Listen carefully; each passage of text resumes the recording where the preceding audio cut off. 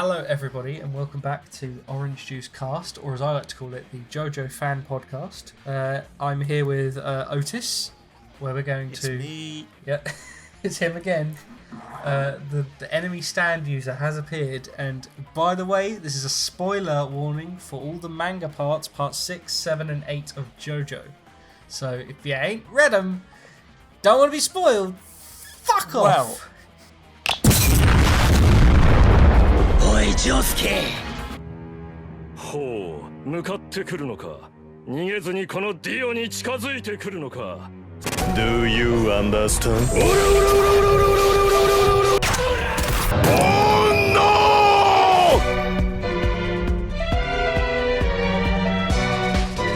no! Let's expound upon that. Expound? Yes. Expand. Because I said before, and I think everyone agrees that you can't really spoil JoJo in that nothing makes sense until you actually see it or read it. Yeah, exactly. So, but the ending of part 6 and the second half of part 7 are massive. Like, they're huge. Like you can actually spoil them.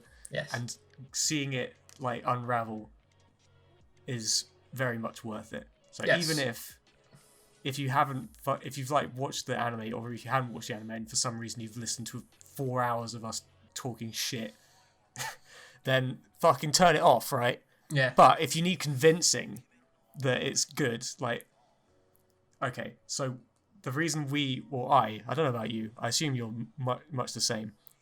We sort of hinted at it last time, but part 6 is where it starts getting really clever. Yes. It starts like having actual characters, having actual themes, and part 7 especially does that. And it's very, very, very much worth going into part 7 knowing as little as possible, and part 6. I agree. And the first 5 parts. Yeah, no, go on. Oh yeah, if you need even more convincing, if like, oh, it gets clever, does it? Fuck you, I don't care about spoilers, I'm gonna keep watching.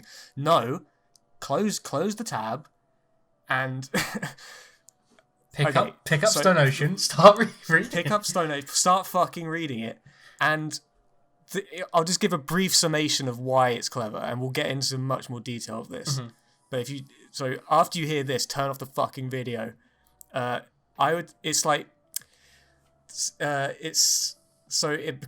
you've got this nice little shonen anime thing, manga thing. It's called JoJo's Bizarre Adventure, part 1 through 6. Oh, it keeps getting better. It's set up, everything's like very distinct. Each part is very distinct. There's like an arc to the overall thing. There's an arc within each part. And then part 7 takes all of that and retells it in a way. Not directly. That in itself isn't really a spoiler. But it's very much like a self-reflective piece of work that looks back on 30 years of fiction and retells it as if it's like, you know, like fucking myths get retold, fucking like there's like what? It's the Odyssey like almost. Yeah. There's like seven stories that keep getting repeated. I can't remember what the term's called. It's basically doing that level of analysis on itself. And if that sounds interesting to you, fucking read JoJo's Bizarre Adventure. You fuck. And it's weird because it doesn't even you'd think that retelling would mean it would be like fan service. Hey, look at this. Yes, It's very much not. It's very much suits the story, makes perfect sense, and is analysed further. It is marvellous. It's fucking genius. Like, if you've read Berserk, then it's very, very comparable to the level of quality of that. If not more so, because it has fun as well. Yes, and the art in part 7 and 6, I think, becomes genuine, 7 like especially. Renaissance level beauty.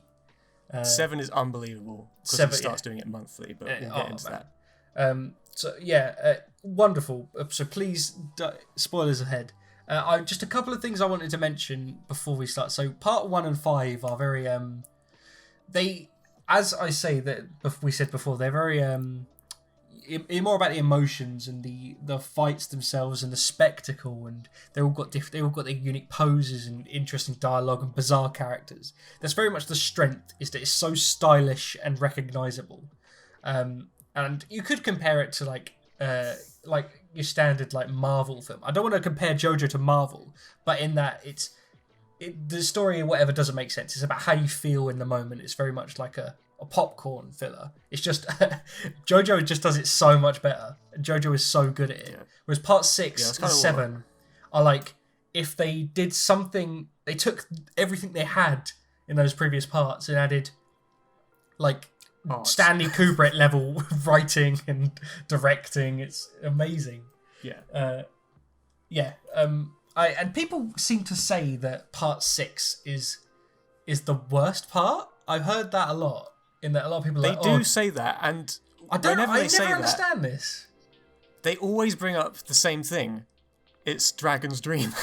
Yeah, Dragon's Dream sucks. That's the only. I think everybody agrees. That's the only thing they bring up. Yeah, but I mean, everything about this part it's so much richer and it's as interesting, and because I've seen loads of memes of people being like, "Oh, can't they just skip part 6 so they can get straight to animating part 7?"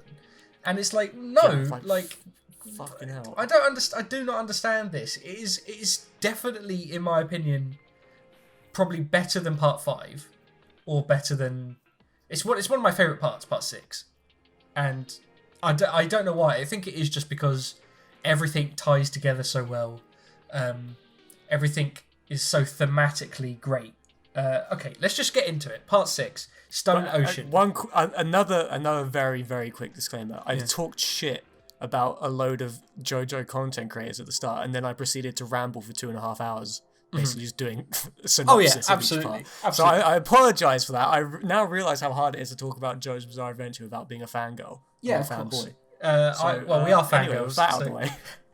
Part 6, Stone Ocean. We start with Jotaro Cujoh's daughter, Jolyne Cujoh, who has been involved in a car accident where someone has died, and she's been framed for the murder, essentially, by her boyfriend.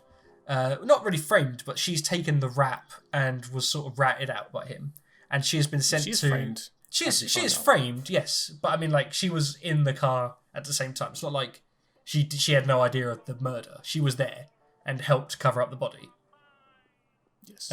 And so she gets sent down to prison called Green Dolphin Street Prison, and it essentially is a prison story. You know, like a prison break, or not really a prison break, but just a story set in a prison. Quickly, Jolyne gets a part of the stand arrow, which has been kept by her father, Jotaro, and she gets her hand pierced and quickly starts developing a stand. And it goes from there. Quite interesting to start off with. Like, obviously they don't do a...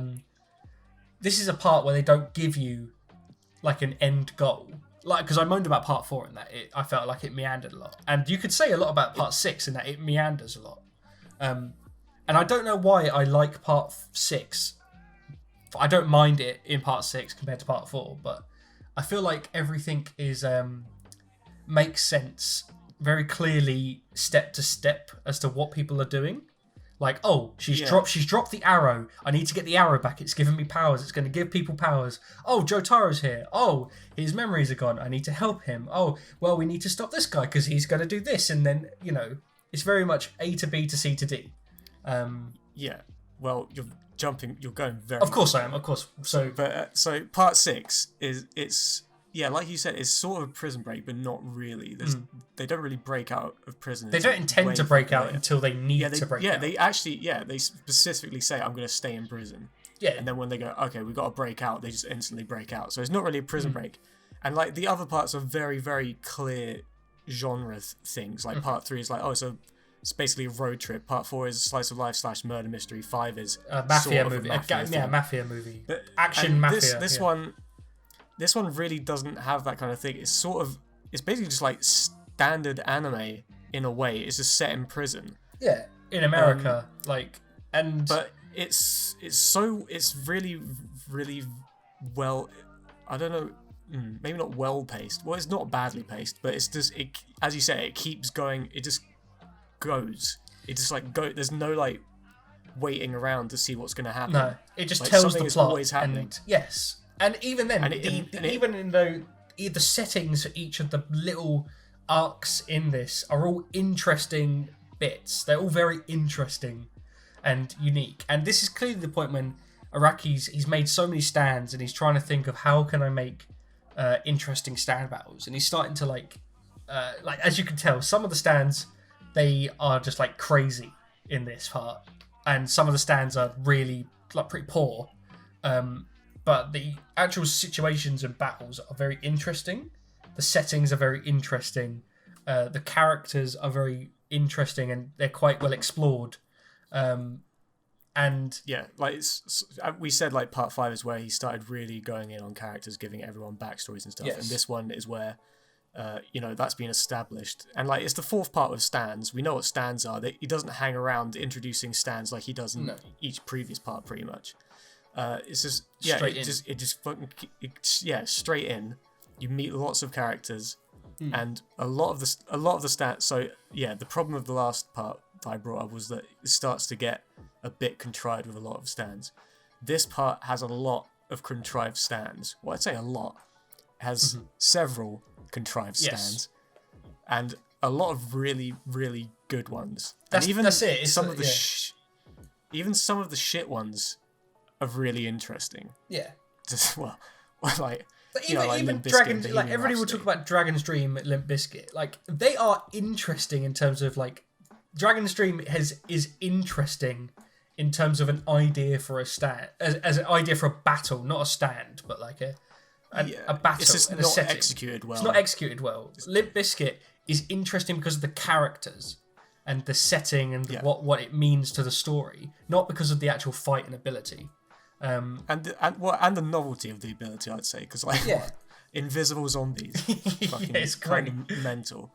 And that's it. It's like it's very clear that he's gone like, oh shit, I need to fucking make something very bizarre, and it does get contrived, obviously, and that's a thing that people always bring this part down for. But I think he's gotten so good at it, and he's so good now at the representation of characters and stand abilities and their designs that I'm going to be talking like for probably about 10 minutes about Weather Report and Poochie and their stands. Oh yeah, like that is definitely the best part of this part. Oh yeah, by a long way. Is that in the previous parts they're all good villains, and I'd say like part 4. I can just use the names Kira and Diavolo.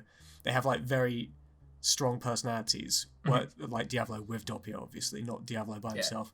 But Poochie is where suddenly you've got a villain who is not just an interesting personality, but he's like incredibly sympathetic. Yes. His motive is incredibly like you understand why he wants it. Yeah. And you can sort of it's like not necessarily a malevolent plan. No. Like it starts being grey for the first time in the series. People can, I'm not going to reference Marvel or whatever, but like Thanos, in that you sympathise with the idea behind why he's doing something. Whereas, Kira is a serial killer, not relatable. Diavolo is a mafia crime boss who wants to murder and have complete control, not relatable. Whereas Poochie is interested in doing good for the human race. He believes he's the good person in the story, which makes him. Since he's a disciple, he's a disciple of Dio. He's following Dio's plan, which then forces you to reflect on Dio as a character as well, which is super interesting. It is very interesting, as it usually it's not like it's retconning things. It goes back and it adds more context and more interesting nuance to what you would think is just like a complete monster as Dio. It's very interesting.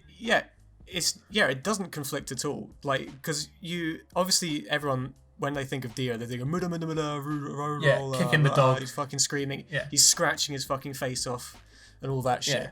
But then you forget that throughout all of part 3, you've got him like standing around in the dark, reading books, drinking wine, like just like seducing people to the dark side. Yeah, literally and being a charismatic, brilliant. Yeah, it's like it fucking makes perfect sense. He's been in a coffin for 100 years. He was an absolute cunt before then. He's been forced to reflect on all of his actions and philosophize about everything he's got, yes, and all his powers. very, very fucking much.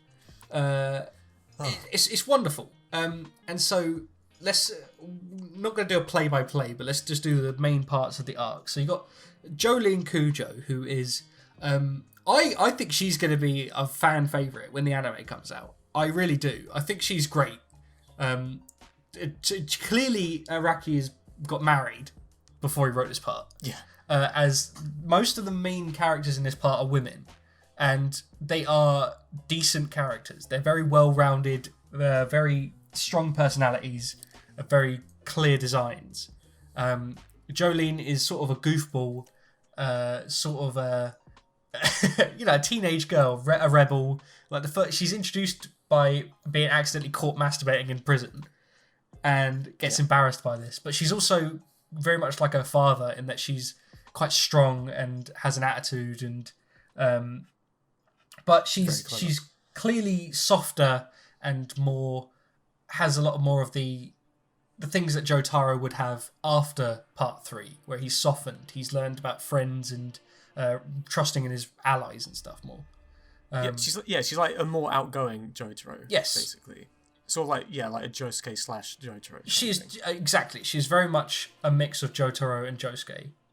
Quite friendly, and you could probably get along with her. And she actually does seem to be a nice person, in general. Yeah. So on the main cast being almost entirely women, it's so when he did Trish, you said that he got married like when he did part 5, like during. I'm pretty sure. I need to research this. It's not too much information, but I'm pretty sure it's around there. It made perfect sense. But he gave Trish one scene where she's like actually doing shit. Yeah. Rather than she gets a stand and she essentially uses her own intelligence to fight a stand and win. And then after that she's out of it again. It's like fucking so Araki was he actually realized this. He's like, oh, for fuck's sake, I had one chance to do a decent female character and I fucked it up. Yeah, I'm just gonna do the next part. Everyone's just gonna be a woman. And you fucking did pretty well with it. Like honestly, like Araki and gender or sex or whatever you want to say, he's like it doesn't really matter in the world of JoJo. No, and like it's all about characters. Like, they're very sexless characters in a lot of ways, but they're all about the personalities and their bizarre natures. And you could swap the genders of a lot of characters around, and it wouldn't matter at all. It's just purely based on he clearly thinks the male design is like a Greek statue, Roman beauty and like God-given. And so clearly a lot of the designs he has are for men who are muscly and dressed weird. And yeah, he's clearly changed that a lot more now.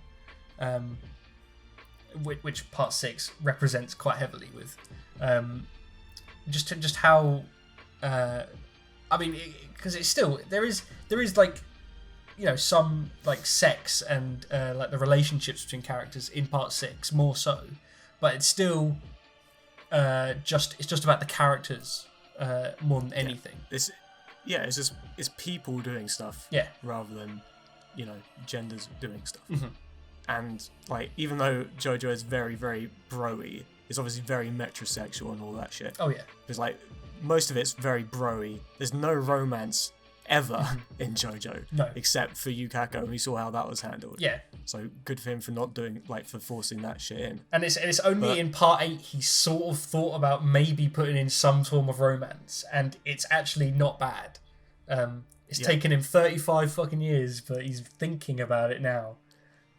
We'll see how that goes. Just actually have characters fall in love rather than just like forcing a romance and see what happens. Like, oh, she's the woman, she must fall in love with the man. Like, it's not that. It's characters with agency who have clear investment and goals with each other. It's great. On that note, it's so okay with so characterizing characters with backstories it's not like the best way to do it, and that's not the only way that Araki does it. He does they actually do stuff in the story. They progress within the story. It's not just it's all about their backstory. Yeah. And tragic backstories especially are sort of easy to Sure. just like force depth onto a character. It doesn't. It's not. He does it quite well though, because it's not.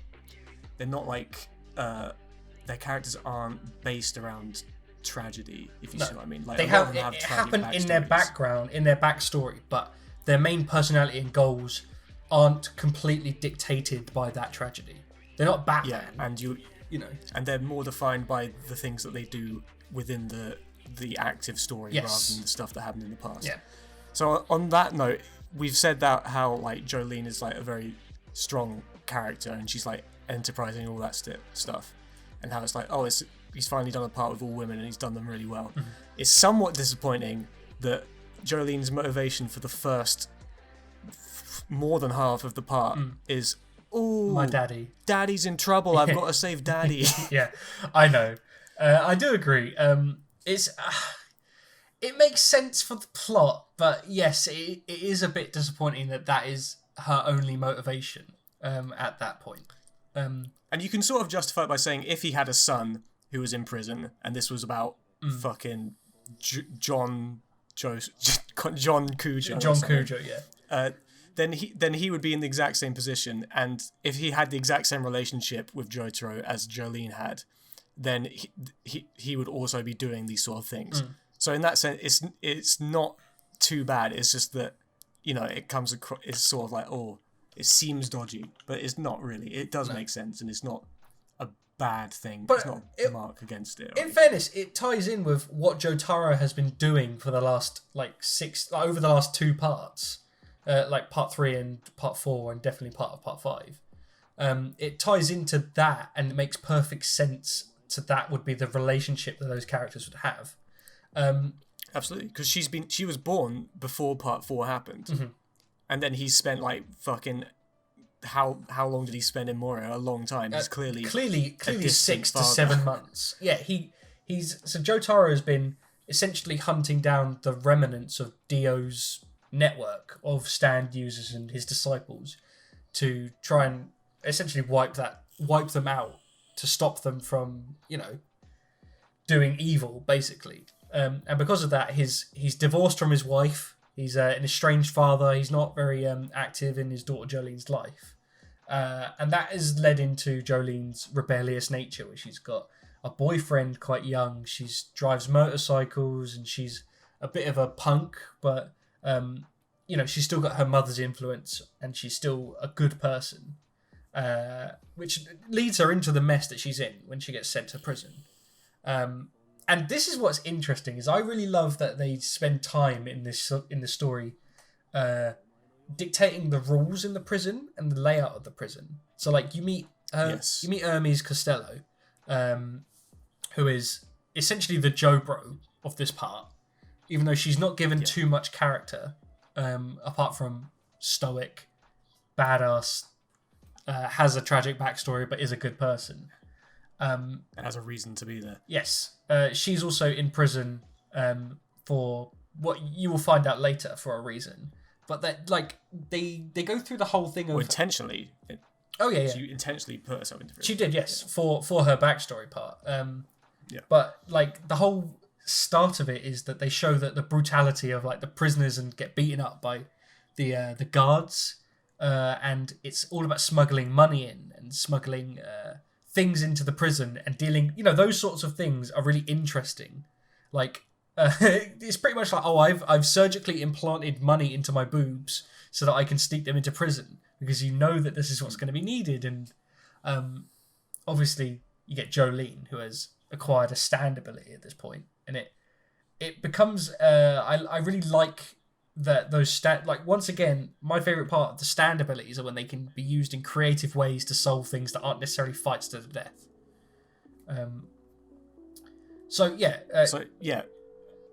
About the setting, it's like, this is exactly what I was saying about part 4, is how I think Araki's strength is like focusing on one setting and really fleshing it out. It's like the prison it's not quite Morio levels, but it does feel like an actual place with actual rules, people in it, like doing their own thing. There's like system in place, as you said. And it's a microcosm, a society built around. Yeah, exactly. Yeah, it's like a society within it, and it's super interesting. And obviously it has its set of stand users in there. And then even when you go, well, surely with a stand power you can escape the prison, and a lot of them could, but there is a very clear reason why they haven't, and that is revealed later in one of my favourite parts of this part. It's very, very well done, I believe. And it's like the prison is an extension of the characters themselves, because they, like you said, they could totally just break out whenever they wanted, but like they sort of they're like institutionalized in a way. I don't know. It's not really a big theme of the thing, but it's definitely there. It's like it feels like they are there for a reason. Yeah, and they're sort of like the kings of this kings and queens of this environment. And I don't know, it's just really cool. It's a cool setting. It's a cool setting. That's exactly what it is.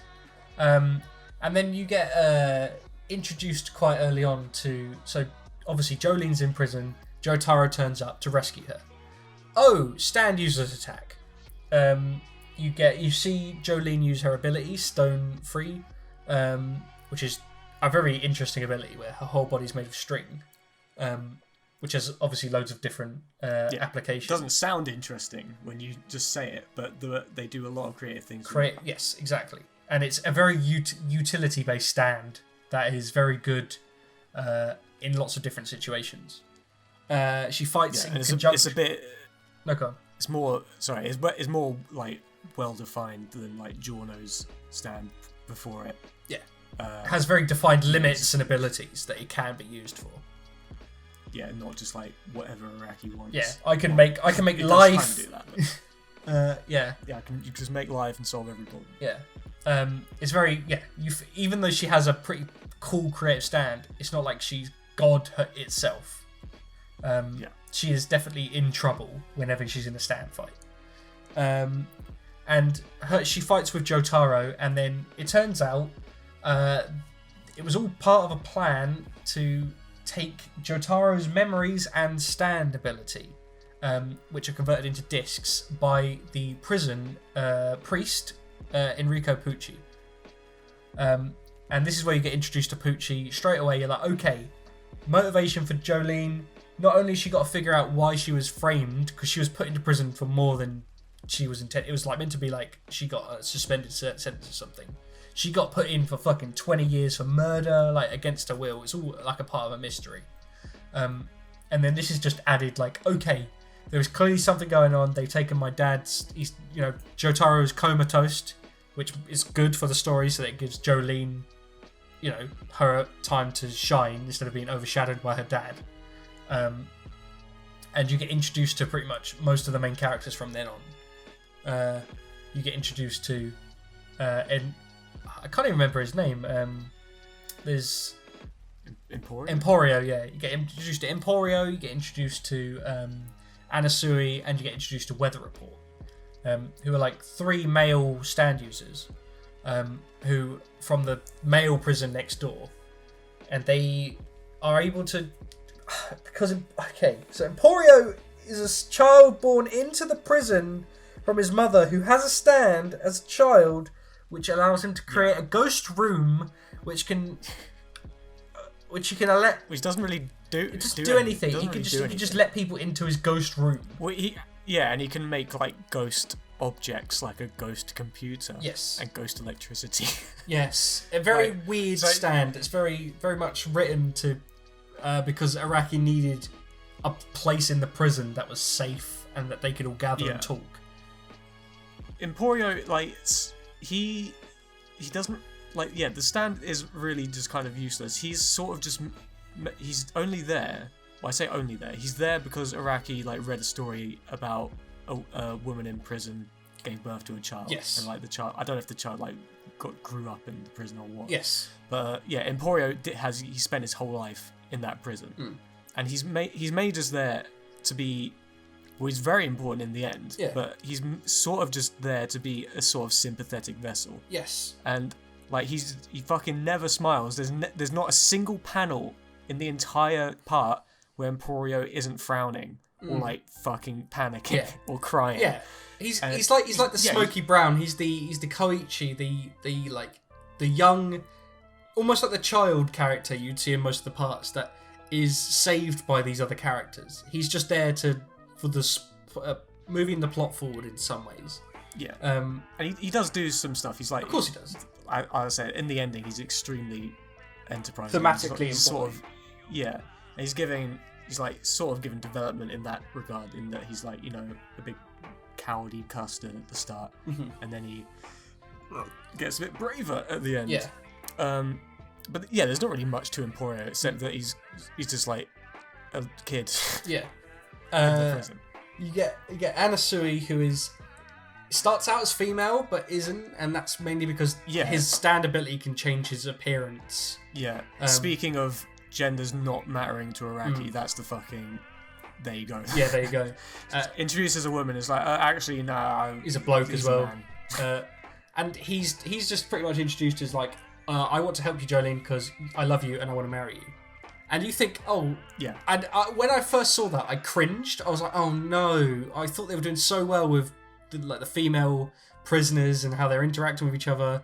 And now you've got one man who cringes just as hard as you. Yeah, and then she's like, what? And then in fairness, they take that concept and make it work with his actions and characterization going forward. And I couldn't believe how much I grew to actually like Anasui by the end. Yeah, it's actually, it is kind of mental because, because it is exactly as it sounds. It's like he sees her once and it's like, I've fallen in love with her. I will marry her, and she reacts as anyone was like, "What? Who the fuck are you? You fucking creepy weirdo!" And then he has to sort of prove himself to her over the course of the rest of the part, and he actually becomes a useful character, and I wouldn't say he develops very strongly, but he does become. He has an interesting arc in that his personality is deepened, and his motivations are deepened. Because in general, he needed like a motivation to help Jolyne, and it was, I love her. That's it. That'll do. But then it's definitely given time to develop his character and personality to be more than just 1D. He's not like your standard shonen creepy, I like women, I want to fuck all the women.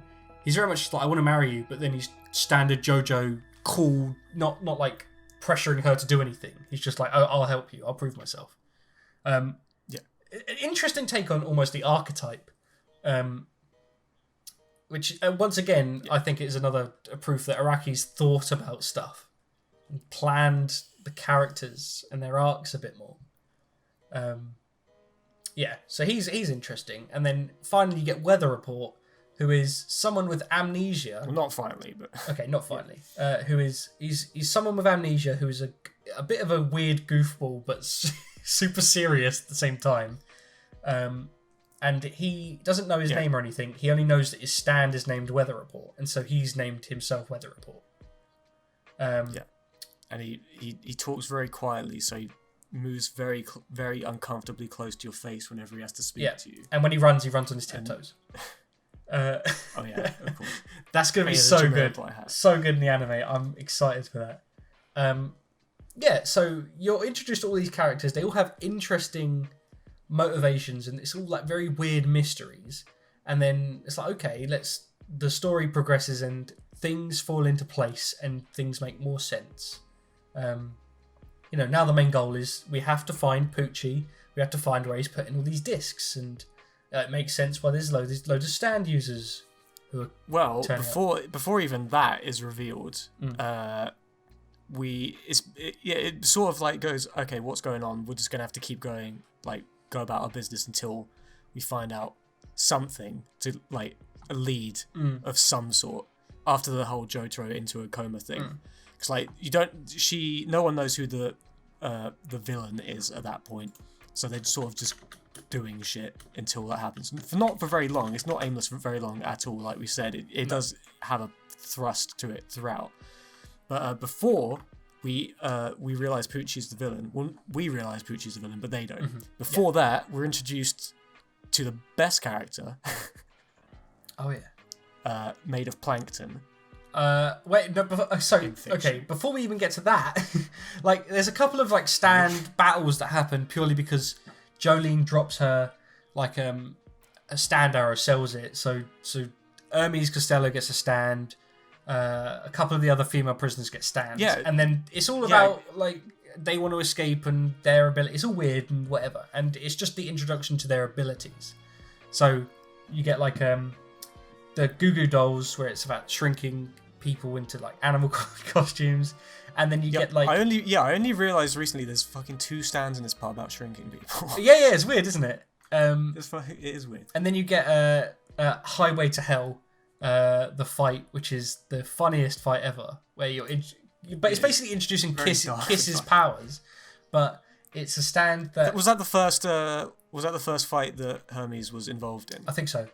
Because I think it does seem like here's what Kiss does sort of fight. Yeah, pretty much. The stand that it's very interesting though, because Highway to Hell is there's basically a patient who is extremely suicidal, and has. No, he's the janitor. He's the janitor, and he's developed a stand that if he commits suicide, the person who is being attacked by the stand is also committed suicide in the same way. So yeah, they experience the same things. Yes. That he is experiencing, which is it's very interesting because that whole fight becomes more about we have to almost console and help this character through his suicidal thoughts in some way, incapacitate him. It is very dark, yeah, but it's also extremely funny. It's very funny. It's like because like she convinces him like, oh no, life is worth living, man. And he's like, you know what? Maybe you're right. I'm gonna fucking turn a new leaf and live my life. And then the next panel, like she starts choking. He's like, what the fuck? Turns around, he's like got a noose already set up and he's hanging from it. He's got like 8 buckets of water and loads of electrical wires around, and he's just like yeah, it's funny. Yeah, and then you have Manhattan Transfer with John Garlier, like a sniper stand, and that's more like that's more about the interactions between Jotaro and Jolyne. And then it's revealed that is very hard to describe that. Yes, like because it's questionable. It's also ruined. I think it's ruined because at the end it's also part of a dream, maybe, because that's part of Poochie's stand. Whitesnake's ability is that he can come on your face and then you'll forget things and slowly melt. Yeah, that's not a joke. Yeah. You can come on your face and you'll melt and fall asleep. And then things become illusionary, but also not. And so whatever. So there you go. It's all set up, and then the first part is okay. They're told that they're gonna go outside to do some yard work or something in the garden. It's just some manual labour outside of the prison. And in doing so, they are given collars on their necks called the Like a Virgin collars, which will standard. You know, if you go too far away, you'll blow up. Yes, like Battle Royale. Yeah, like Battle Royale. And then it becomes there's like multiple different drawn women characters who are there who all have. This is where I love it because it pulls that the whole thing on its head of like, oh, who's the stand user? Oh, it's the fucking weird fashion nightmare character that stands out from everybody else. Of course it's them. All of these characters have interesting-ish designs, and so it could be any of these people. And so slowly, yeah, I genuinely didn't know. No, I know. And people slowly start dying, and you're like, oh, what's happening? Who's doing this? We need to also do this, but also search this area because this is blah blah blah, something to do with Whitesnake and where the discs. I think they found out about discs by that point. Yeah. And it was roughly in that general area that they needed to go yes, to research. So, makes sense. And this is when, yes, we're introduced to Plankton. Krabby Patty, secret formula. Essentially, plankton, a bunch of plankton in the sea, in like a pond, have been given a stand which grants them sentience. And they are their best girl. Yeah. How else could I describe it? That is so. Yes, Foo Fighters is the name of the best girl and the name of the stand of the best girl. Yes. And best girl is made of plankton. Yes. It's a colony of plankton in the shape of a woman. No, not in the shape, but who has taken over the corpse of a woman. Oh yeah, that's yes. So the best girl in the part, with where all of the characters are girls, is a corpse of a woman controlled by a colony of sentient plankton. Yes. Now, that is bizarre. But I like that because obviously the stand is very much like it has like a gun and is like a underwater sort of like scary, spooky alligator almost type, like a predator. Yeah, the stand itself is a fucked up looking stand. Yeah, and then it's very much like you think, oh, this is a monster. It's gonna get killed and not thought about. But Jolyne takes a lot of pity on this because it is like almost like a guard dog. It's being blessed with sentience and intelligence, and is so grateful for that ability to be able to think and perceive for itself that it will follow Poochie exactly. That's why she was following Poochie's orders, is because she does appreciate the sentience that she's been granted. Yes, and Jolyne shows humanity and compassion towards it, and the ability to choose for herself. I think. Yes, like you don't have to free will. Like, yeah, exactly. And that is also like another thing that changes the character, and then it's like oh my god, I was not expecting that outcome. And then Foo Fighters starts helping. Essentially, it's sort of like that very classic story archetype of as a robot, fucking robot who gives a fuck about you, and then they start to, they develop humanity and become emotions. more human. Yeah, they develop humanity, and it's like that sort of thing, but it's not contrived at all because it's so fucking weird. I know, and she's a JoJo character, yeah. So she's cool. And I mean, I do like that character archetype, but it's done very well, and it's. It's hard to fuck up that archetype. Of course it is, and it's just good. It's good. It works and it fits in, and so they find discs which have. Does it have Jotaro's memories or his stand? They don't. Oh, which one do they find? I think they because so Foo Fighters is guarding the stash of stand discs. Mm-hmm. And yeah, if it wasn't, I don't think we explained it, but Poochie's stand is Whitesnake, and it has the cum ability, as we described. Has a million abilities, but its main ability is it can extract an aspect a person's stand or their memories. No, so it can extract two discs from their. It can extract many things, like an aspect of people. So it can extract the aspect of their sight, or so like Poochie. Oh yeah, of course, yeah. And so it can take people's memories and their stands, which are also their souls, so their bodies will become comatose afterwards because they have no soul, quote unquote. Yes. In the case of Jotaro, he took Jotaro's memories and also Star Platinum, which basically means he's a vegetable and he's gonna die. But he doesn't need the stand, he doesn't need Star Platinum, so he puts that in the stash, and he has fucking dozens of them, like maybe hundreds of stands in the stash. Yes. Just because, I don't know, the prison has a lot of stand users. Not necessarily. No, I think he was actually building a stash. Poochie's been building a stash. Yeah, he brings in people and talks to them and then gives them stands. Yes, exactly. So he has like a catalogue of stands, and he's the one who's made the prison such a hive of stand users. Yes. They get back Star Platinum, which is Jotaro's soul, basically. And so they return the Star Platinum disc to Jotaro. So he's still comatose, but he's not going to die. Yes. So that's like the first hurdle over. So it's like, okay, we've got his stand back. Where the fuck are his memories? And why does he want his memories? Stand user need? Why does he want his memories?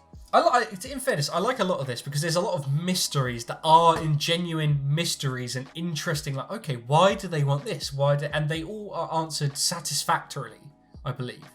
Like, yes, I believe so. Why is he building a stand thing? Oh, okay. And when it eventually gets revealed, it makes extremes.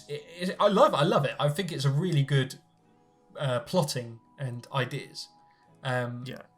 So then after this, now we've got the core group set up. It's Jolyne, Hermes, Foo and Fighters, FF, who is best girl because she needs water all the time, and doesn't know how to human. Ha ha ha! Very cute. Yes, it is genuinely fun. Yes. She's a fun character. The funnest plankton character ever. But it's great because they spend a lot of time with those characters having goofy moments where they're sitting in the canteen discussing prison rules and like things like that, where they can have some levity and some fun between the serious, dour aspects of what actually is happening. Yeah. And then we move on to like... Oh, and FF... Yeah, no, go on. FF is the healing stand as well, because she can put plankton into you. Plankton in... Yeah. Whatever. Jolyne can stitch her wounds up with string. Whatever. She can actually stitch her wounds up with a string. But plankton... and because FF is made of a colony of many millions of plankton, and is also the healing stand, she gets the shit kicked out of her constantly. Oh my god. And it would be really fucked up if she wasn't made of plankton. Yes. Like it's unbelievable. She gets some how much torment she goes through. Grief. Like really, because obviously throughout the series it's very much like, okay, I want this to happen to the characters, but also I don't want them to die because I want them in future bits. So, like, when you see like Joseph gets his arm cut off, that's the worst that's going to happen because he's going to have a little bit of blood in his face, but nothing else. Part 3, it's like, oh shit, like some people like had their eyes cut off or whatever, and things like that, but nothing life-threatening. Part 4, we have a healing stand, so people get fucking like punched through the stomach, like parts of their head ripped off and stuff, but you can get healed. Part 5, even worse, because Jono can just fix anything basically. So people get shot a million times, they get arms, they even die and get brought back. It's a very dismemberment happy series, JoJo's. There's so much body parts getting cut off. And it's just because Araki wants to draw certain things, like weird. What happens if an eye goes into an eye? Sort of like these weird, strange panels that are interesting to draw. Yeah. But he also wants to do that whilst not killing the characters or permanently maiming them. So we get FF who can just heal people, whatever. Right, and then we have, I think it's like 2 stands that are just like goofy, fun stands. My favourite stand of the entire part, which is, what's it called? Marilyn Manson. Which I think is such an amazing stand because it's brought up that they need money to survive in the prison system. I don't know why they need money. I think is it to help someone or is it to... well, it's to buy there's loads of things. Like it's like when have I stolen this from another series? But it's like she's on the phone and then like she doesn't have enough money, so she gets kicked off or some shit like that. I don't know. You just need money to do stuff. Yeah. Like, and she need, like, for example, it's set up right from the beginning. There's loads of little things. Like, they're going to shave her hair off when they go in, and unless she gives the guy money and stuff like that. You just need money in prison. Yeah. Or else you'll be a normal inmate rather than an absurd fashion JoJo character. Yeah. There is some reason why they need the money. And there's this woman who is sitting there is like, I will gamble with you. If you can do something very simple, then you'll win this money. And it is just a game of, okay, we're going to play. You have to toss the ball to each other 100 times. And it's too good to be true. They know it's too good to be true. And they think, okay, let's get some money out of this. And it's very reminiscent of my favourite stand fight from part 3, which is Darby the Gambler. In that everything in the entire prison yard has been paid to make this bet lose. And if you lose the bet, then her stand will make up the difference in the money you owe by taking things from you. Like Hermes loses part of a bet, and so she has a liver taken out, which can be sold in the black market and stuff like that. And it leads to just 2 people tossing a ball at each other 100 times is so tense, so absolutely incredible the lengths it goes to just make sure that they can toss a ball to each other. That I thought, yeah, this is so fucking amazing. I'm so entranced. It's also the first stand battle, if you want to call it a battle, with Foo Fighters, and it's the one that establishes her as best girl because she's like, fucking, I can throw ball? What are you talking about? And then Jolyne and Hermie's like, this bitch cannot be trusted. No. Fucking calm down, FF. It's like, no. Let's just fucking do it. We can do it 1,000 And even times. then, she like fucks up some of her throws sometimes. And it's fucking funny. It's great. It's great. Yeah. After that, then I think is it after that we go into solitary confinement and we get, no, we have Limp Bizkit after that, don't we? Jumping Jack Flash. Oh shit, we have Jumping Jack Flash. Yeah, so a couple of stand users get sent at him. I love Jumping Jack Flash's fight because that's we get Weather Report using his fucking incredibly powerful stand, and this is like where we actually, for some reason, some of these characters just go, okay, I'm going to help, and then you get a mixture of these two stand battles. Like Weather Report just sort of turns up and is sort of like, I'll help fight this guy who looks the weirdest. I remember because they have JoJo's memory disc, and this is how they get it back. Not memory disc, the stand disc. That's how they return. Oh yeah, because they have to go to Savage Garden, don't they? Yes. And then give it to a pigeon. Yes. Great series.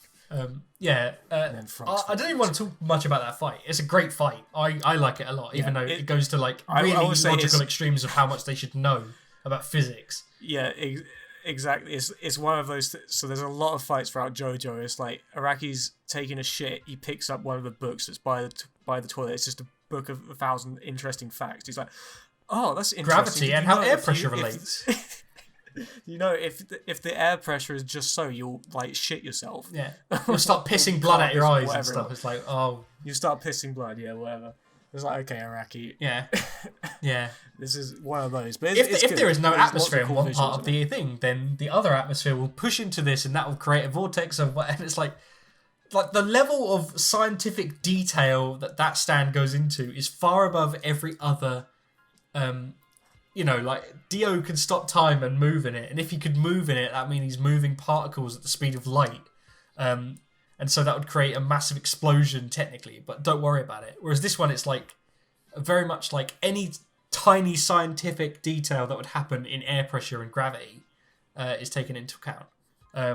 Yeah, I have heard people complain about this stand as well, but I just thought, I thought it was cool. It was very fun. And this sort of stuff, it does crop up throughout it, and it's part of the reason why I like a lot of stand battles, is because it does feel like Araki's, he's just seen a fun fact, and he's taken it to the logical extreme. Very logical extremes and made it very entertaining. Yeah. The guy has fucking suction cups on his fingers because he's so used to being in zero gravity. Okay. Yeah, and then we Jolyne gets put into, because of Savage Garden, Jolyne gets put into solitary confinement. There's also you did say we're not going to do a play-by-play, but it's so tempting. I know it is. But so they get out of that Jumping Jack Flash situation. Well, no, not necessarily out of that situation, but Jolyne gets shot by a guard, right? I think. Yeah, I think so. Because she's in Savage Garden. Shot by a guard. And that's when it starts raining slugs because... Orchestrated by... No, not slugs. Snails. Frogs. Oh, frogs. Because... God, yes. So much. Yeah, whatever, so we won't do play-by-play. So it starts raining frogs. Yeah. It starts raining frogs, and Poochie's like, oh, fuck, it's raining frogs, I'm out of here. Poison frogs, get me the fuck out of here. Yeah. And that as well, it's just like frogs are piling up, and like there's a whole thing about how she's not letting them touch her by using a layer of frogs. I don't fucking know. It's weird. Yeah, whatever. Then Limp Bizkit happens. That's flaccid pancake. This is all about Hermes. Yeah. So Hermes went in prison to avenge the death of her sister, who was raped. Murder she witnessed. Was it raped or was it murdered? murdered? I don't know. She was definitely murdered. Yeah, definitely murdered. So she's intentionally gone to prison to kill Sports Max. Yeah. Sports Max, whose stand is Limp Bizkit, though he doesn't know it yet. She fucking kills him. She murders the fuck out of him. She puts him in a sewage pipe. He fucking drowns in shit. Yeah, it's. And he doesn't realize he's dead. So good. He doesn't realize he's dead. He comes out and suddenly he's really, really hungry for brains. Turns out he's an invisible fucking zombie. Yeah. And because did he know his stand ability before then? I don't think so. And so because he's died, a bit like how Notorious B.I.G. doesn't activate until he's dead, or Cheap Trick, you know. It's one of those stands where if you die, then that's when the fucking ability happens. And it's like, you think, oh my god, she's absolutely fucking destroyed this guy immediately. And then it's, oh no, wait, it hasn't even begun. One of the most gory parts in the entire series, maybe.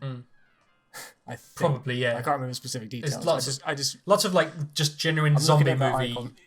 Because it's just like a silhouette of an invisible figure just covered in blood, like the blood dripping out of their mouth. It's very memorable, and there is a purpose to him having the stand. So because Pooch, it's like to do with with Poochie's plot, and he used that stand to try and use the bone. You see what I mean? Yeah. But so there is a purpose to it, but it's fucking weird. Yeah, basically Dio's bone. Basically, Poochie needs to revive Dio in some way, and Limp Bizkit's stand is. Limp Bizkit is the stand that will engage this. Oh, in fact, this is what introduced it. Yeah, because he has Dio's bone. It's a bone. It's not anything else. It's a bone. It's from his definitely just his bone. Definitely just his bone.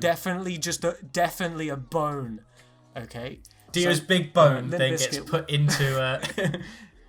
He attempted to use Limp Bizkit to revive it because he knew the stand revived you into a fucking ghost zombie.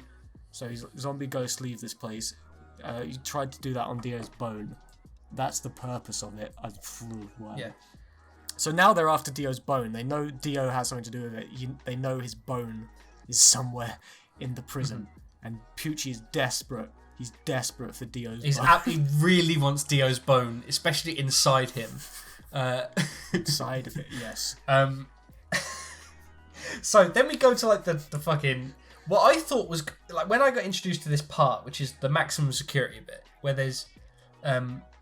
It basically gets revealed that there are 6 stand users inside a maximum security prison. And there is a stand that basically enrages everyone. Dio thinks it's a shit stand, but the stand is very useful in that it will enrage everyone and start everyone to fight. A bit like... have you seen The Kingsman? The end of it, yes. A bit like that. And I thought, oh my god, an all-out battle royale of 6 stand users. That's going to be absolutely fucking nuts. I've never seen 6 stand users that all aren't working together. They want to fight each other. And then it's just not very good. This part is not very good. It's definitely the worst part. It's easily the worst part. It's such a great concept. But then you get some Planet Waves, which is a shit stand that is just a guard is just... Jolyne's kicking the shit out of this guy and he can just take a lot of damage. And he can also summon meteors. Whatever. Ignore that part. She beats him. That's it. It's the end of it. And then you get Dragon's Dream versus Foo Fighters. Fucking Dream. Which is... I mean... Yeah. Is it the low... the low point? It's not as bad... I think Planet Waves is worse. So Dragon's Dream is a stand that uses feng shui to point out good luck.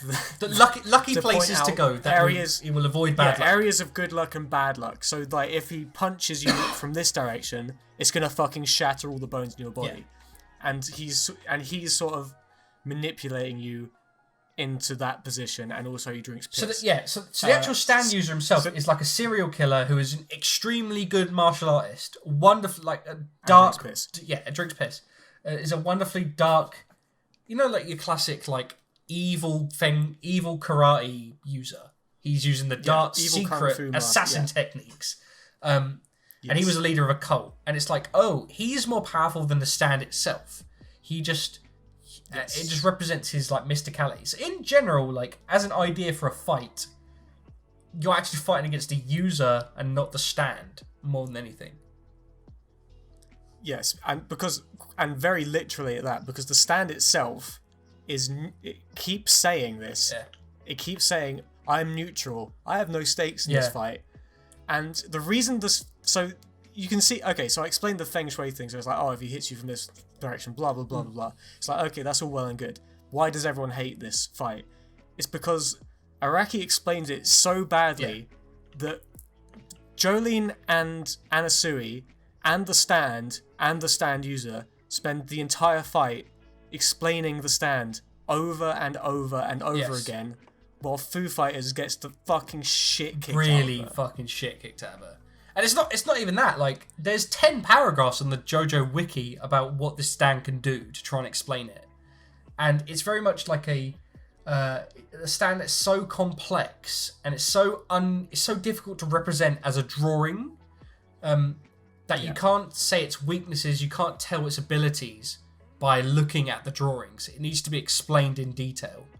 And thus... I'm pretty sure the solution is the JoJo classic of mirrors. Yeah, mirrors. Yeah, mirrors is the So if mirrors are used so fucking much in JoJo, it's fucking insane. Because he doesn't know how to fix it. He doesn't know how to solve his own problem.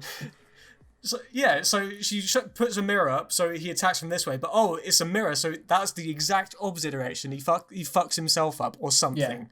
Yeah. And then Foo Fighters shoots him in the fucking head or whatever. I don't know. Because it's all about... So Foo Fighters needs water to win the fight, because she's weakened and the plankton will die if she doesn't get water. And he fucking shoves his fingers down her throat and engorges her like lymph nodes and would drown her, and she's like, "Oh, that's fine, don't worry about it, mate." You know what? Speaking of that, I just remembered this absolutely horrific part in Planet Waves. I don't know if you remember this. You probably shut it out of your memory like I did. But do you remember? It's not how she beats the Planet Waves guy, but it's what she does to him before that. Do you remember? Did she break his balls? Or am I forgetting? I don't know. Worse than that, arguably. So she extends a string down his shoes. Yeah. Puts it under his toenail. Oh fuck yeah! I remember this. Rips the fucking toenail off, and there's this fucking disgusting panel of like the toenail coming off, and you can see like the disgusting. That's gonna be it. I hope David Production I don't remember anything else. Does their own thing with that part, really. I don't remember anything else about that stand fight, but anyway, so Dragon's Dream, right? So there's this weird sort of feeling with this fight, because it's mainly, like I said, it's Foo Fighters versus the piss drinker, while Anasui and Jolyne are just discussing the stand, and Anasui's trying to hit on her. Yeah. While all this is happening. Yeah. Foo Fighters is sort of... Have you ever had those dreams where you're like trying to do something, but you're like trying to walk forwards, but your legs get really heavy, and you can't do somewhere in time. There's basically that sort of thing with Foo Fighters, except she can't help but falling into an electric chair. Yeah. And Jolyne and Anasui are just watching this like, oh fuck, she's in an electric chair. Oh, what can we do to help? And she's like made of water. That's a bad combination, isn't it? And she's like, what the fuck, help me! And then she gets zapped by the electric chair. She's fucking dying. I'm like, God, she's dead. And they're still just going like, oh, feng shui. How can we defeat this? And then the fight ends. Yeah, pretty much. Mirrors. But because the whole idea of like they can't fight him is because he's a super assassin person, whereas Foo Fighters is made of plankton, so she can't be affected by his techniques. But that's because she doesn't have like the pressure points. Yeah, but that's very a very loose definition of why it's just a Foo Fighters fight. Yeah. But I mean, even by this point, there's also other stand users about. That I'm like, oh my god, there's gonna be other fucking shit happening, and there's they make it very clear that there's 6 stand users here, and it's like, oh, there's gonna be a fight with 6 stand users, like you said, but it's literally just these 2. Yeah, it's just these 2. There's Viviana Westwood is the person who has Planet Waves, and then there's Dolce G or DNG, who's just sort of standing there, and it's like, oh, he's definitely a stand user. What's he doing? He's just sort of running away. Then you get like, then it gets fucking weird where like there's certain people who are dead and they've got like trees growing out their mouths and stuff, which is great visuals. Right, so Dragon's Dream is why everyone hates this part, and we've just explained why, and it's bad. It's bad. That whole arc is bad, but like it's one arc. It's fucking 150 chapters, and like 8 of those are bad. So shut up. Yeah. r/. Fucking shit post Crusaders. Yeah. moving on. This is when the part gets really fucking good. Oh, yeah. Immediately after that, it starts picking up, and it just never stops picking fucking up. going for it, baby. Right. So yeah, as you said, suddenly everyone involved in that whole Survivor/whatever arc, fucking just dies. They keel over. Their bodies start bloating, and they start turning into trees. Mm-hmm. And it's a very crazy visual because like. It sprouts out of their mouths. Yeah, the teeth are like and you can like moved see into their the teeth. Yeah, the teeth in the trunks. It's a fucking strange visual, and it's also happening to Jolyne, though slowly because she's the protagonist. Yes, of course. So you're like, what the fuck is happening? And then a green baby. Wait, no. No, there's a Yo-Yo Ma's before this. So basically, the trees wrap together into like a cocoon and make a green baby out of Dio's bone. Yes, that's right.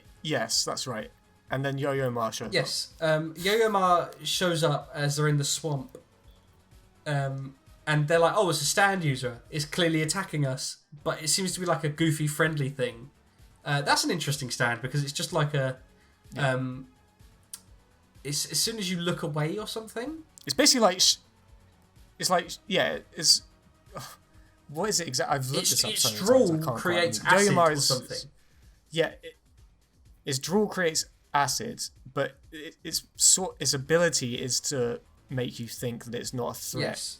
So then once you think it's not a threat... Would you let your guard down or something? It then attacks. because it's basically invincible, yeah. It's basically invincible, so it's basically just there to make It's basically the ultimate assassin stat because it will not die.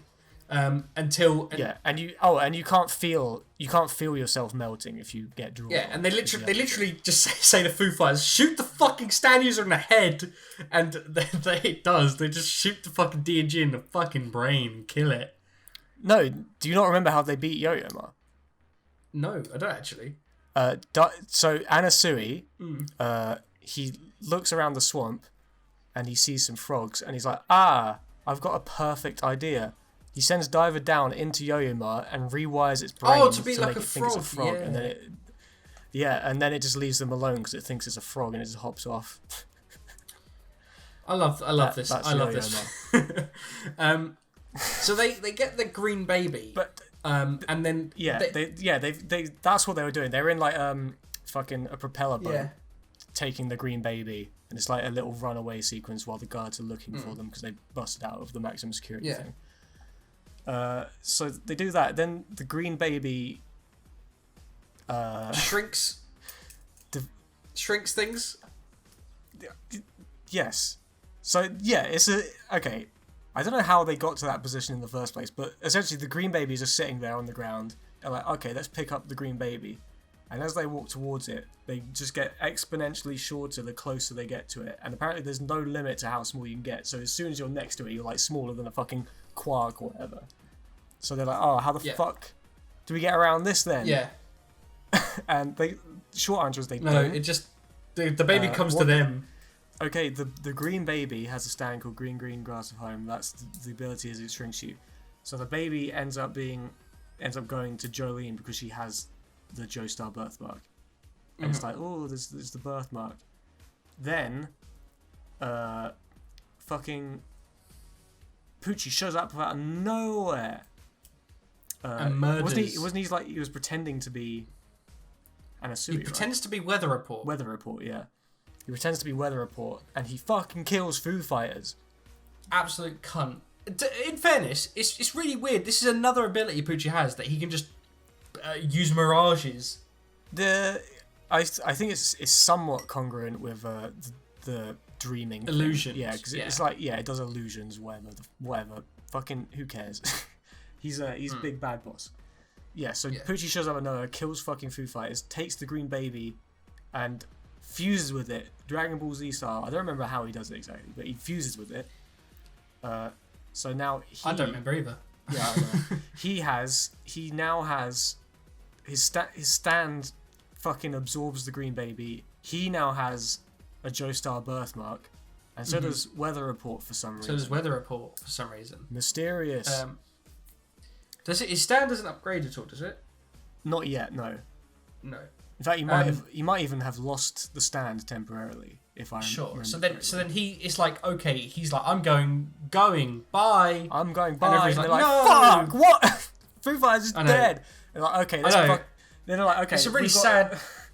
It's really sad because obviously, like, Foo Fighters has this whole like self-actualization.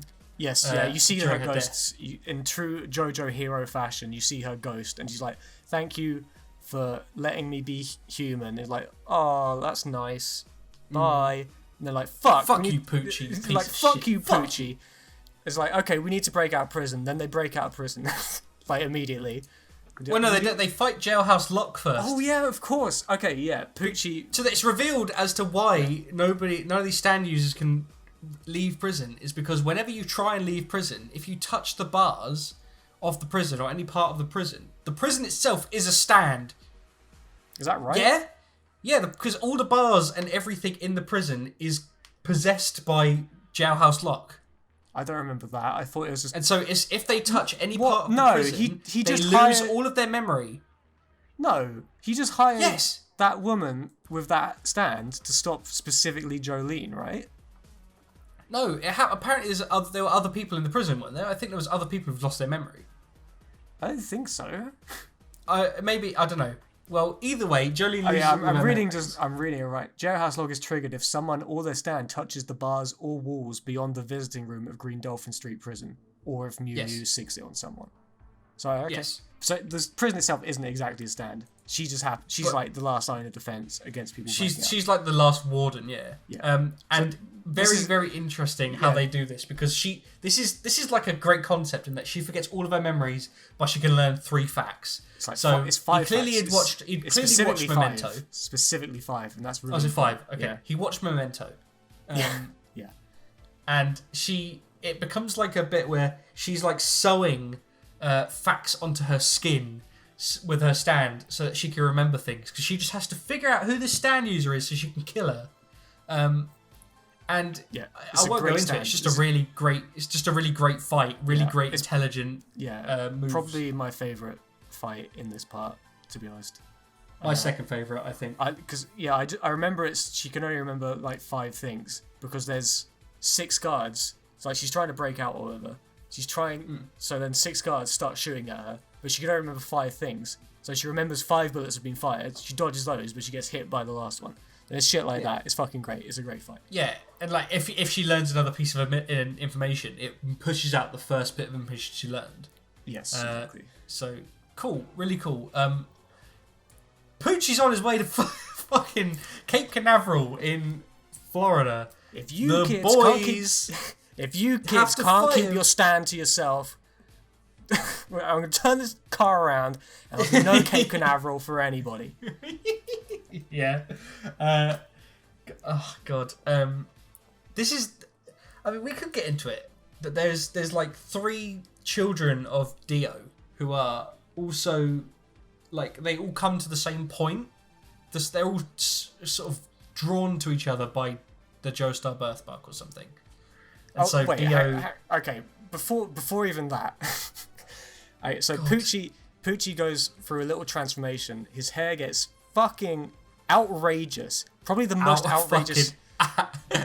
Most outrageous hair in the series. It's like, what the fuck? I can't make any logical sense of what his face. Star carved into his hair. His like eyebrows turn into a star and go like down his face. So it's like his beard, but it's also his eyelash. It's fucking weird. I love JoJo so much.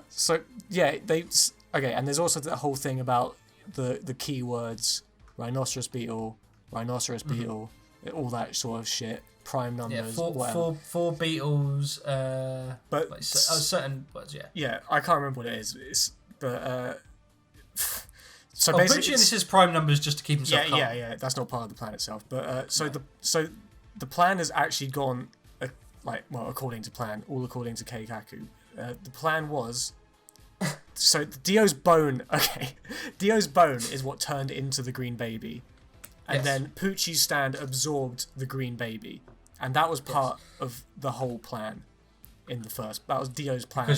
Because you need Dio's stand, you need certain phrases, and you need certain coordinates. Yes. So and now 17 sacrifices. Yeah. So now he needs to go to those coordinates because it's the place where the Earth's gravity is at its weakest. Cape Canaveral, the Kennedy Space Center. Yes. So he's gone there. They defeat fucking Jailhouse Lock, and then they fucking go there. Now, Poochie has summoned 3 sons of Dio to Florida in another mini Stardust Crusaders sort of thing, where they just send stands after the people on their way to their destination. Yes. And these stands are alright. They're fine. Like, I mean, we could talk about them a little bit, but it's obviously like... we need to talk about Bohemian Rhapsody. Of course we need to talk about Bohemian Rhapsody. Like, we don't need to mention Underworld and Sky High. They're just like fine battles. They're fine. Yeah. But this is where like the characters come into their own, and it's like mysteries are revealed as you go through. Yes. Yeah, that's the most important takeaway of this, is the whole weather report thing.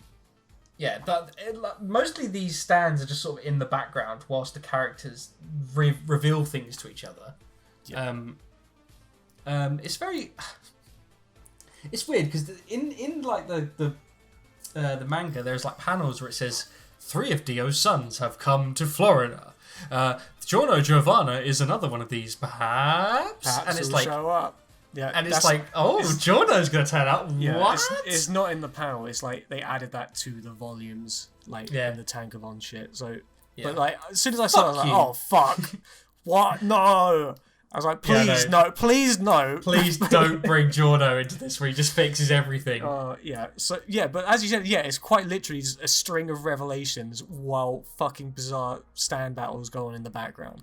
Yeah. So Bohemian Rhapsody brings fictional characters to life, including and not limited to Spider-Man, Pinocchio, Mickey fucking Mouse, and what's fucking Fist of the North Star. Vincent Van Gogh. Oh God, Vincent Van Gogh himself. The 7 dwarves. The 7 dwarves. Yeah.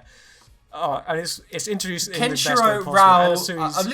Mazinga Z, Astro Boy, Tetsujin 28, Giant Robo, Little Red Riding Hood, Big Bad Goat, The Mother Goat, Peter Pan, 3 Little Pigs, E.T., Snoopy, the Lion from the MGM Studios. If you're wondering why, what the fuck? If you're wondering why Part 6 is taking so long to be animated, this is fucking why. This is a fucking like absolute bomb, nightmare. A cluster bomb of fucking lawsuits. I have no fucking idea how they're gonna do this, but it's gonna be fucking like oh my God, because they go to Disneyland.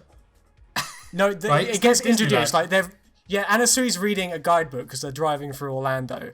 It's like fucking Disney World and shit. It's like, what the fuck? This is the shittiest guidebook I've ever fucking seen. Where's Mickey? No Mickey? If there's no Mickey, this shit ain't Disney. I love this part. That is the best. That is my favourite line in all of Venus from JoJo. the Botticelli painting of the birth of Venus is gone. Oh like, yeah. Oh yeah, and there's like news reports saying like Mickey Mouse has disappeared. It's so good. It's so fucking weird, and the stand user doesn't know what the fuck's going on. He's just on a plane drinking champagne. He's like, this is fucking sick. Poochie's fucking. I fucking love Poochie. I'm drinking champagne out of an orange juice glass. Just a standard like loser, because all of Dio's sons are like losers. Yeah, they're weak in some way, like they're just petty criminals or weak-willed or don't like stutters and have things wrong with them. And these like Poochie's charisma and by extension Dio's charisma and his healing, similar to how Poochie was healed by Dio.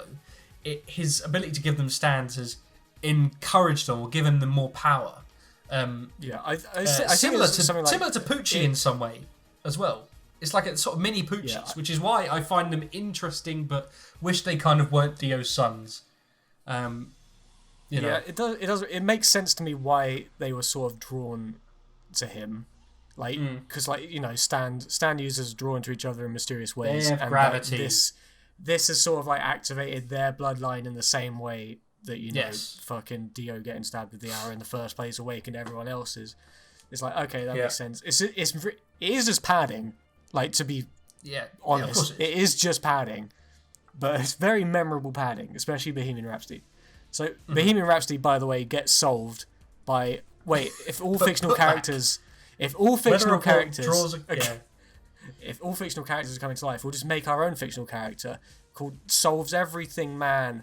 Everything Man comes out and he beats Bohemian Rhapsody. That's the end. Bye. Bye. Fuck you, Araki.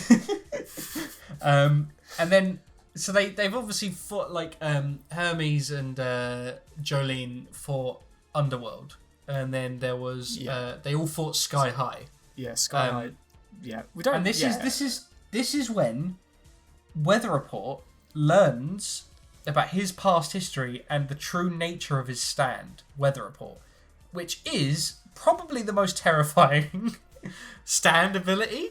You think, oh, he controls the weather. What's he gonna do? What are you gonna do, weather boy? You know, there's that stand, that meme. Yeah. But his ability can reflect the sunlight in a way that causes subliminal messaging to change the wiring in your brain to believe you're seeing slugs and are also becoming a slug or a snail. Okay, it might be fine now. Sure. So yeah, basically, the Weather Report goes fucking mad. His ability is going absolutely crazy because he's got this like revelation, and the backstory of Poochie and Weather Report, as it's revealed that they are they're brothers who were separated at birth. Yes.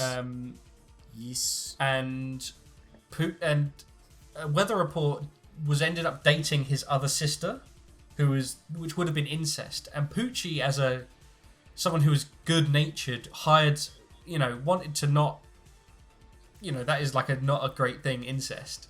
So obviously wanted to stop that and hired someone to sort of discourage them from dating each other. Ended up being in the Ku Klux Klan. Now, this confused me a lot because Poochie in the comics is drawn like a black person, right? And Weather Report is drawn as a white person. And so I assumed that Poochie going to the KKK, not known as the KKK, when they found out that he was the brother to Poochie, they strung him up. As in, they lynched him because, oh, you're related to a black person. That was in my head. Turns out, no, it's because Weather Report's, or Wes Blue Marine, his real name, his adopted parents are black. And so they assume he's black and then lynch him for that. They run into Poochie. They start fighting. I can't remember if Weather gets his memories back or what, or if Poochie just tells him. But yeah, as Jaz probably said while he was crying out due to using Wi-Fi, he goes fucking ballistic, as he has every right to, and he starts summoning snails from the sky because that's a thing that the weather can do. And more than that, as Jaz said, he can control sunlight to create subliminal messages, and the subliminal messages are so convinced. So okay, Araki explains it by saying, okay, in movies, if you have one frame of, a drink like inserted into the middle of a film, it's been shown to produce actual feelings of thirst in people. So it's like, so by that logic, Weather Report can control the weather, and he can control the sunlight to implant an idea in your brain that makes you think that you're a snail. And everyone in the vicinity, in the very large vicinity, starts believing that they are snails, and because they believe it so hard, they start actually turning into snails. So and it okay, and it affects everyone, including Jolyne and Anasui. But Poochie takes the disc out of his head that lets him see, so he's blind. Yes, he's blinded himself in order to not be affected by it. And it's still a good fight though, because they Weather Report uses ice shards to try and stab him, and oh yeah, it's great. Oh yeah, and his blood turns into spikes and shit like that. Yeah. But it's that also has my favorite panel in the whole series, which is what the fuck is going on with these snails. Yeah. Anyway, so I said I can't remember how Wes regains his memory. Does he get the disc back, or does Poochie just tell him, or what? I can't remember. I think he gets the disc back. I would assume so. Yeah. Oh yeah, I think he gets it back, and then he's just like They have a flashback. Then he just fucks off. They just like fuck off. He's just like he just leaves Anasui, and he's like, I'm gonna fucking kill Poochie, this motherfucker. Yeah, pretty much. So okay. Wes's girlfriend and his sister jumps to her death, thinking that Wes is dead. This makes Poochie extremely sad. And this all happens because Poochie was a priest, is a priest who had a crippled foot, and then by chance happened to meet Dio, and who fixed his foot. Who fixes his foot, and weirdly becomes very good friends with Poochie, gives him a stand arrow, and Poochie becomes like devoted to him, and clearly his gay lover as well, as they philosophize and talk about heaven. And so yeah, the reason that obviously like he's indebted to him for fixing his foot, and the main thing is that he also says, "Do you believe in gravity?" Whatever the fuck that means, but that he's basically sort of they've realized that they have a shared understanding of things, because I think he meets Dio after the whole KKK thing. I would strongly assume. But no, I don't think so, because he has the stand arrow in his pocket by the time the KKK thing happens. So I think it's before. Oh yeah, of course, yeah. I don't. Who fucking knows? But anyway, the whole point of Poochie's backstory is that there's tiny twists of fate, unpredictable things that happen, and even if you have the best possible intentions, things may not go like at all well. In fact, they could go fucking disastrously wrong, as they did with Poochie. Well, exactly. It definitely ties in with their stand designs, and I love the duality of their stand design. I think someone did a great video on this, but like Poochie's stand looks like an executioner, whereas he is obviously a priest, a person of the clergy, a holy man. Whereas Weather Report has like horns like the devil and is a criminal, but his stand is very angelic, like a white thing in the clouds, and it sort of represents that. Like Weather Report fights for the good, justice, and truth, and the beauty in humanity, because he loves who he doesn't know is his sister, but he loves her. He loves humanity. Yeah. He's a good person. Yeah. Was Poochie? I want to go more into the backstory, because this is like the finale of JoJo. Yes. Like and it's very fucking good. This whole backstory is fucking great. Mm-hmm. So they got separated at birth because a woman in the same like maternity hospital, their child died. Yes. Like and it like stole Wes. Yes. From the thing, and they they swapped it around. So Poochie's family thought that woman's child was theirs. So Poochie was brought up thinking that his twin brother had died. Yes. And he has a sister. He has a younger or older sister, whatever. Wes is brought up or adopted by a black family, and so in the same sense that Araki doesn't give a fuck about gender, he also doesn't give a fuck about race. And so by that token, it is kind of maybe questionable that he brought in the KKK, but whatever. It's fine. It's only because he colours Poochie like he makes him look like a black character, which causes infinite confusion for people, and it will cause I think that will cause a stir in the anime. But he is Italian. You can get very dark Italians, which of course. It's not meant to. It's his character design. It's not meant to be his race. Yeah. In the same sense that there's no canon colours in JoJo, you can say you can change their colours. No fine. There's no canon race or whatever, and if it still does bother you, which is fucking fair enough if it does, it's like, okay, so it's the KKK, right? They're religious, they're nutters, but they are very religious.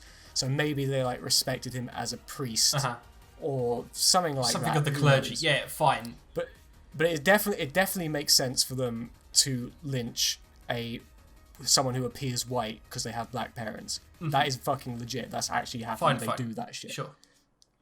But yeah, so the point is, all of these twists of fate, these unpredictable twists of fate, have occurred, and there was no way that he could have known it could have gone this far out of control. Like, he just wanted to break up this relationship that was happening. It was just like which he viewed as like sacrilegious, and it is like, something that is unnatural. Yeah, well, the incest isn't important. It's just like, it's like fucking, yeah, just break them up. It's like, just make them break up. It's whatever. We don't want this happening. They don't know. Just make it. We don't want to hurt my sister, but don't want to. Yeah. Yeah. Yeah. Yeah. So, and then, yeah, obviously, they fucking lynch Weather Report. Yeah. His sister jumps to her death. And then he falls in the river to try and like save his sister and gets stabbed by the arrow because of gravity or something. Thus, giving him and Weather Report a stand, because Weather Report is still alive at this point. Yeah, barely. Yeah. Is that how he got the stand? Yeah, I don't remember that. The stand, because the stand arrow pierces his neck, doesn't he? As he falls, because it's in his breast pocket. Oh sure. Yeah. And this is clearly shown that obviously, like, because he's followed Dio's advice, he's been led down. He views Dio as essentially God because he has these godlike powers, the ability to heal, a bit like Jesus. And he's taken in by this idea of heaven and this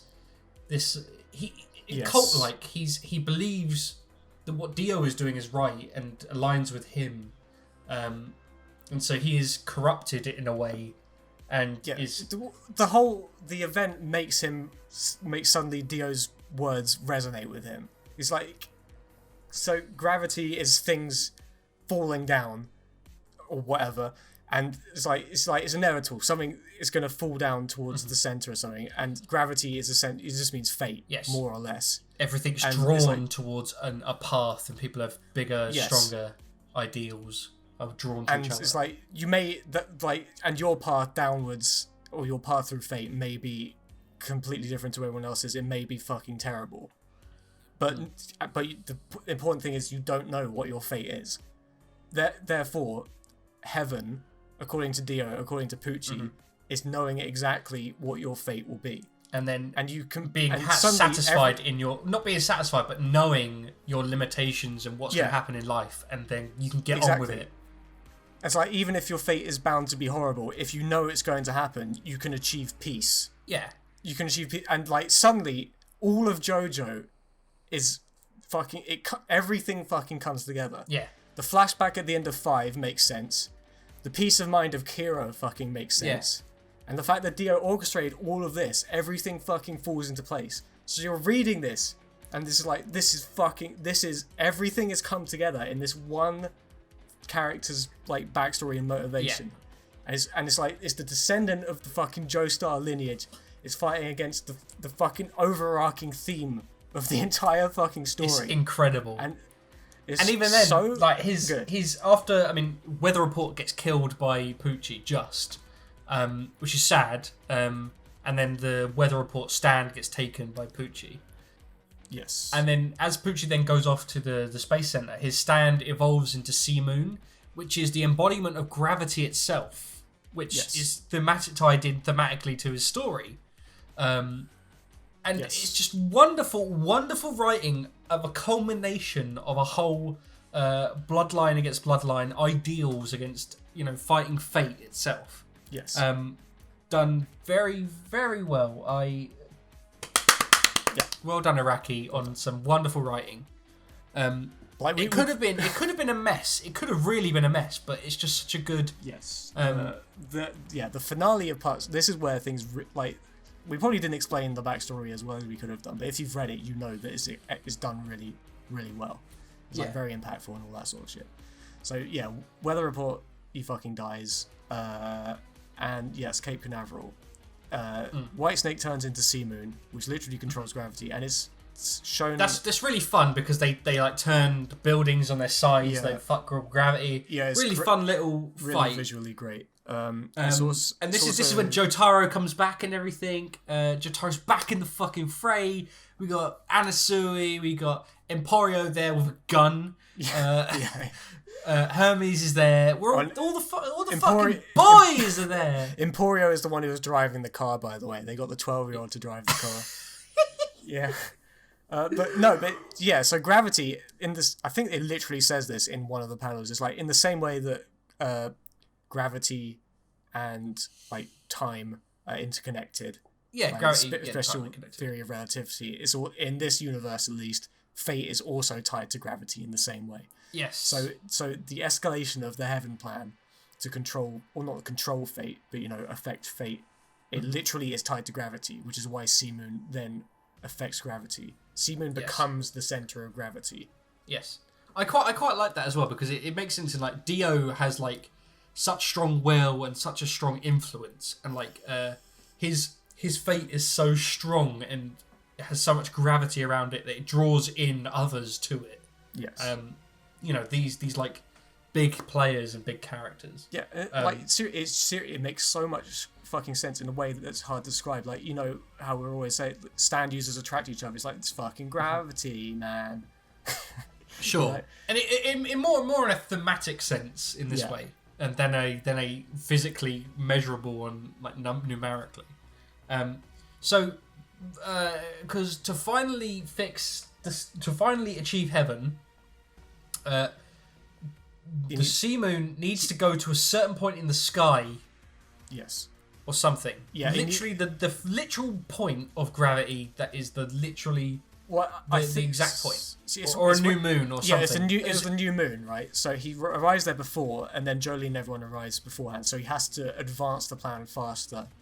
So he does that by wrapping himself in, like, scaffolding. Into a frame. Yeah, into a frame. So he becomes his own center of gravity and rises to the point that he would have been at the new moon, but early. So once he does that, his stand changes again into Made in Heaven, or Stairway to Heaven. And this is where. So I was saying how you know, the Poochie's backstory was fucking fantastic. This is where, and, like, that made the series, it escalated the series, elevated the series. This is where JoJo, like, becomes legitimate fucking genius art. Yes. With Made in Heaven. It's like, okay, so Made in Heaven. Made in Heaven. Yeah. We've established every JoJo boss has to affect space, has to control space and time in some way. We've stopped time. We've rewinded. We've fast forwarded. Well, not fast forwarded. We've pressed next on the remote, and now we're pressing fast forward. Made in Heaven. It's not clear exactly what's happening at first, aside from the fact that time has started to accelerate. Yes. Very, very fucking fast. Whilst people themselves seem to be fine. Yes. But objects seem to be aging. Yeah, like, so you can't eat food because it's literally rotting in your hands. Yes. And the only one who can keep up with it is Rohan. He's hitting those deadlines, baby.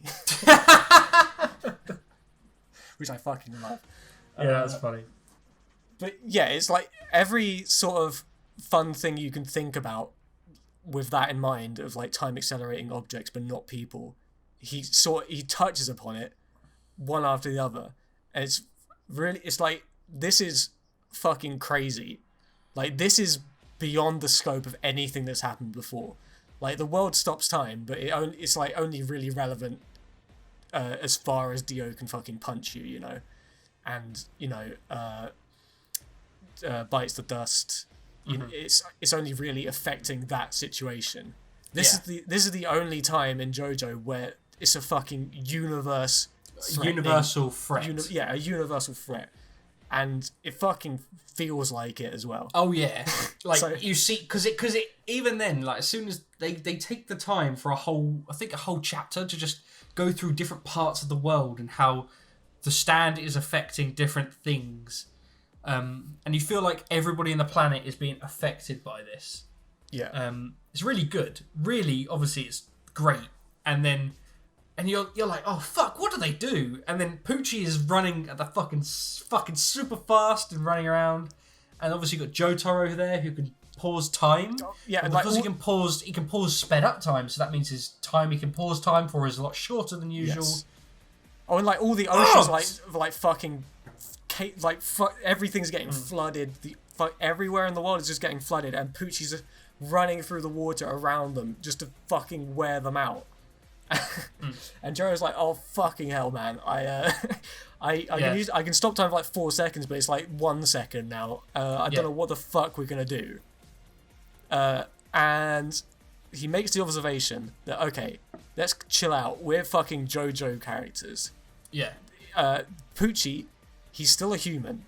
He has a fucking insanely powerful stand. He's doing all of this shit. but he's still a human that's fucking running around fucking wasting water. He's getting fucking tired, right? Yeah. So he's like, okay, we need what actually happens. You know this better than me. Yeah, so they're all standing in the place. They're all huddled together, like tied up with string, and they get diver down to go into everyone's bodies to take the damage for them. And Anasui's like, look, I'm no use here apart from I can absorb damage and let you guys take care of him. Yeah. By the way, Jotaro, can you let me marry your daughter? Yeah. And he's like, maybe. Yeah, right, okay. Got more pressure. And then Poochie comes across and is attacking. He like cuts Jotaro's throat, but it basically hurts most of Diver Down. Yeah. That's because it goes in. Because he needs Poochie to come near them to then stop time to then attack him.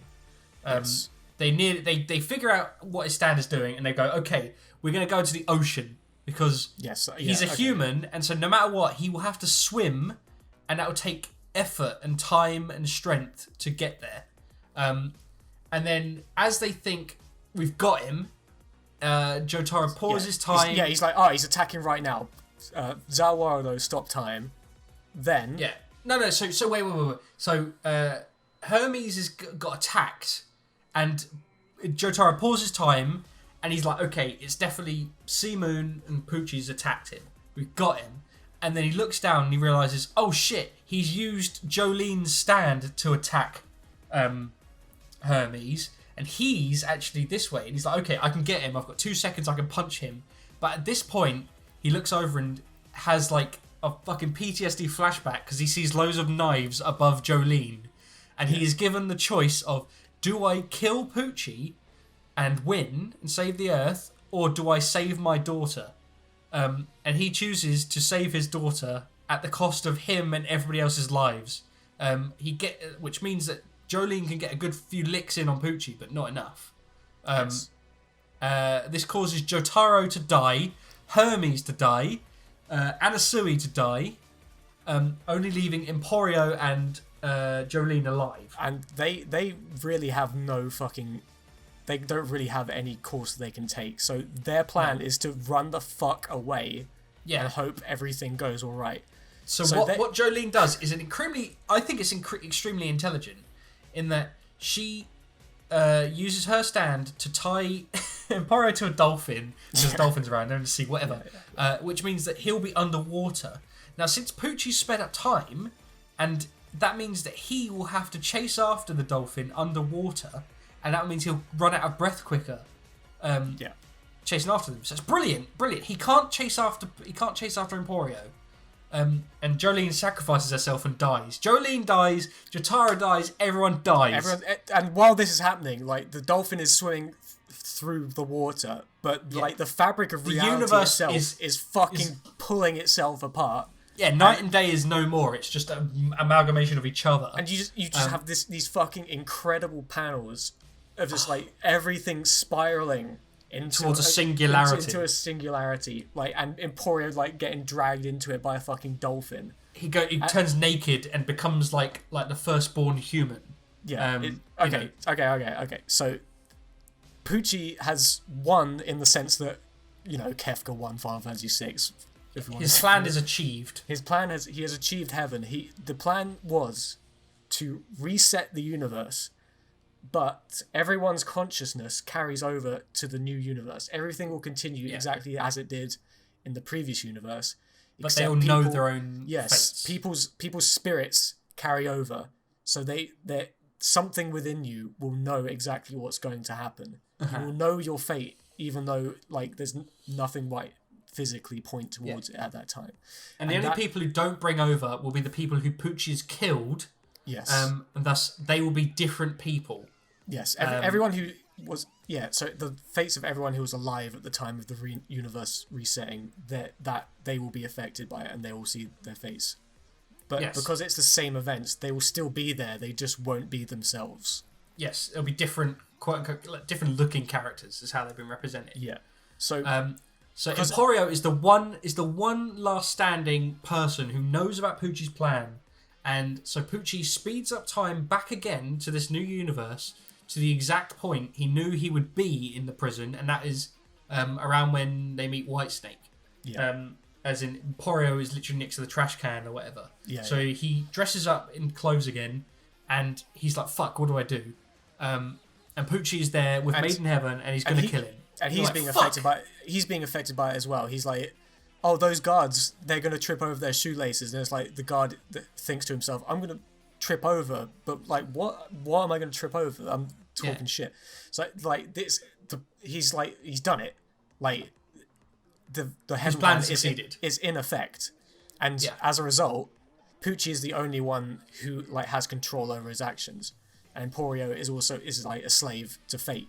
So he actually can't do anything about it, and Poochie is just like following him through the prison, like, "I'm gonna fucking kill you, little bitch. You are the one remnant of fuck up of that universe.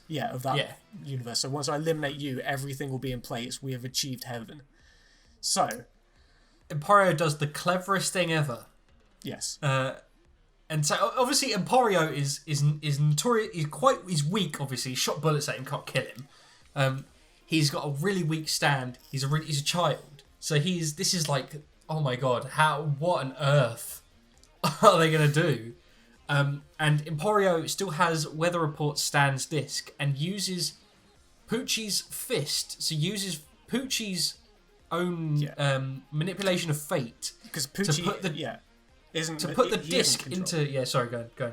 Poochie isn't being controlled by fate. He's the only one who has actual free will because he's the one who started the universe. So actually this isn't the universe that he intended because he's done it. He's sped it up again to this. He's gonna do it once more. Yeah, just so he can kill Emporio and then he'll reset the universe and he'll also be involved in the plan.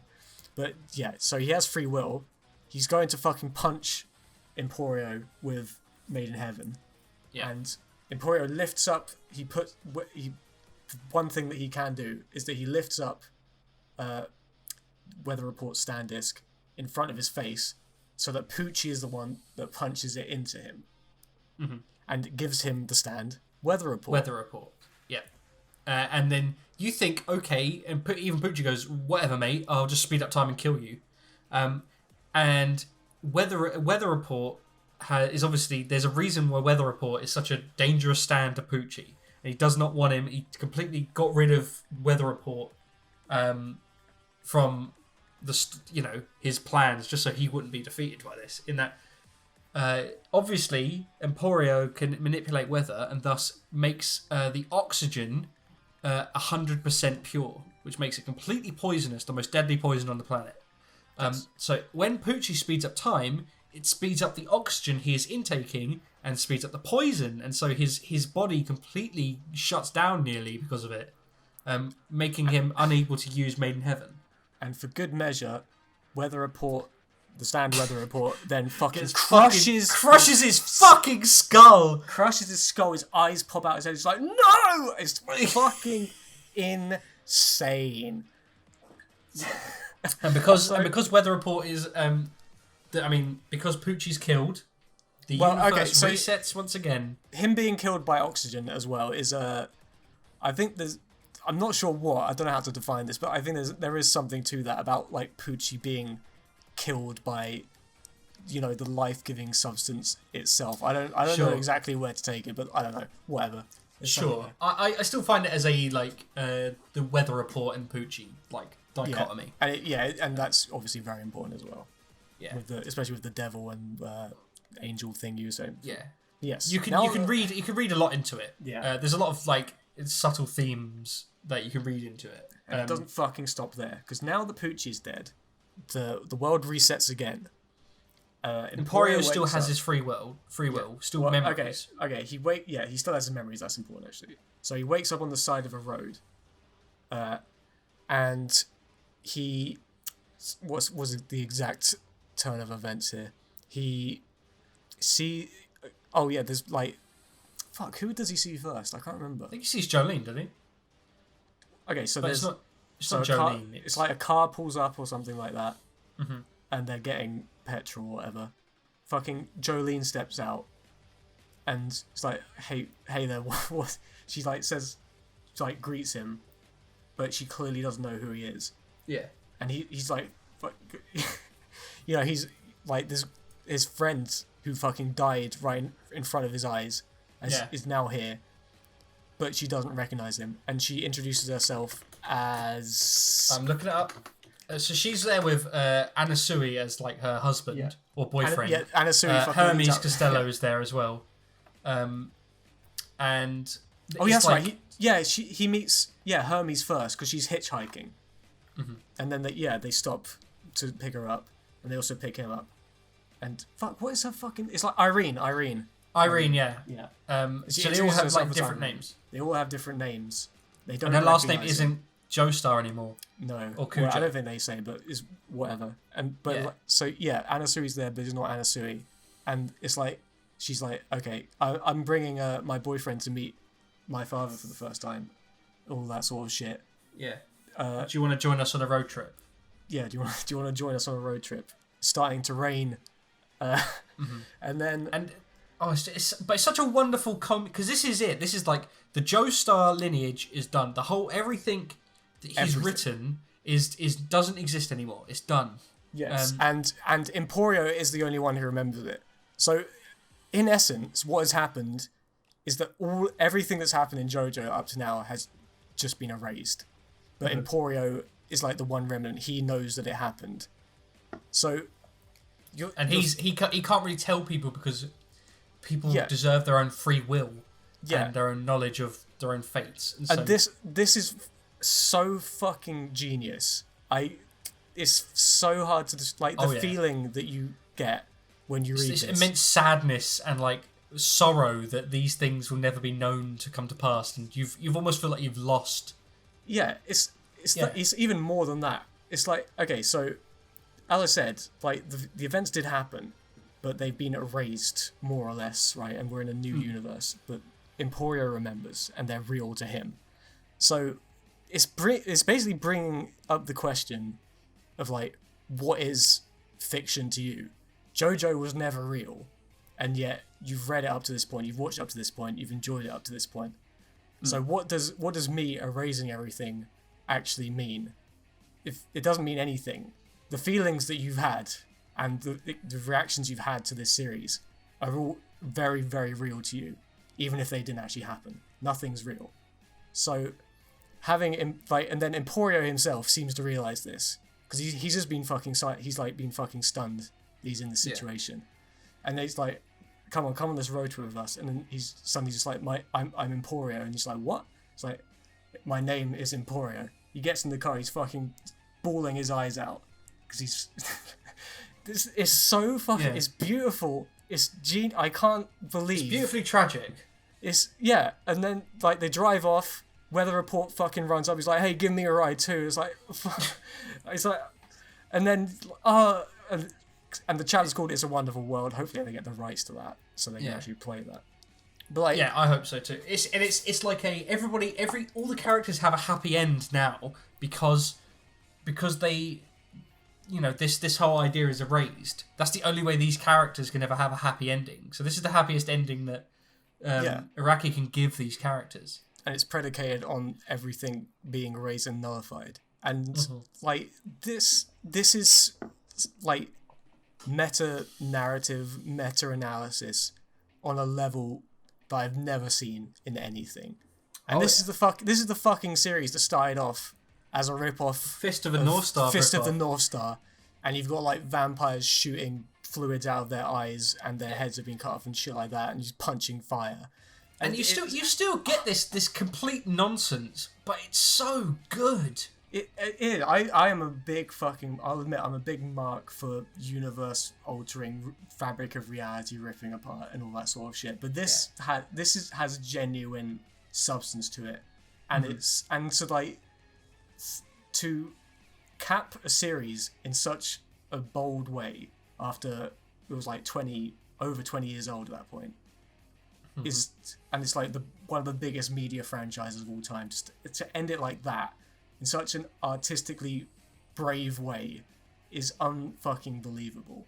Like I think about the ending of Stone Ocean so much. It's like it's so fucking good, and the audacity of people to suggest you skip this part to read Steel Ball Run is I know. fucking insane to me. And, may I add, Steel Ball Run is better than what we've just been describing. Oh, yeah. Things get better than they are at this point. I don't know how. I think that's a good place to move on to the 7th part of JoJo then. Where we've 2 hours. 2 fucking hours on Stone Ocean. I knew it. It's so good. What's your favourite stand of part 6, by the way? Just Bohemian Rhapsody. Well, again, it depends how you phrase it. I like Bohemian Rhapsody because it's fucking crazy. Yeah. Made in Heaven for everything I just said. Yeah. Jailhouse Lock for the cleverness of the fight, I suppose. I'm Marilyn Manson because I like the cleverness of the fight as well. But Jailhouse Lock is the second. It's all great.